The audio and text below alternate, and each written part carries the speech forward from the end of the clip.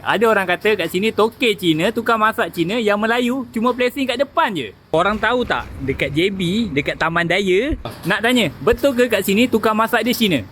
Abang tahu dari mana bang? Tak ada. Ada orang kata kat sini toke Cina, tukang masak Cina yang Melayu cuma placing kat depan je. Ya memang betul. Ya memang betul. Kita semua Cina. Toke Cina, tukang masak Cina. Tapi makanan kita semua halal bang. Saya boleh jamin bang. Kalau tak sedap, tak payah bayar bang. Bagi percuma bang. Ni lah antara yang specialnya kat sini. Yang pertama, dia orang punya chili crab. 3 ekor macam ni, RM88 dia orang tangkap hidup-hidup. Yang kedua, korang tahu ni apa? Ni lah dia sup sirip ikan jeruk. Selain tu, dia orang ada banyak lagi menu-menu dekat sini. Antaranya ada siakap nyonya, mi Cina Singapore. Ni udang dengan taufu Cina. Ada kari udang klepot, ayam dengan sos Thai. Yang ni udang hot plate. Assalamualaikum warahmatullahi wabarakatuh.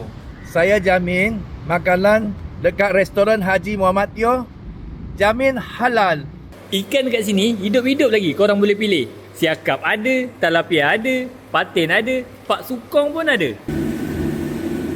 Sup sirip ikan jeruk. Cara makan dia, kuih hitam ni tuang dalam sup.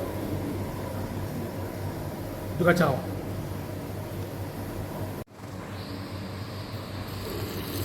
Ketam bangkang masak cili.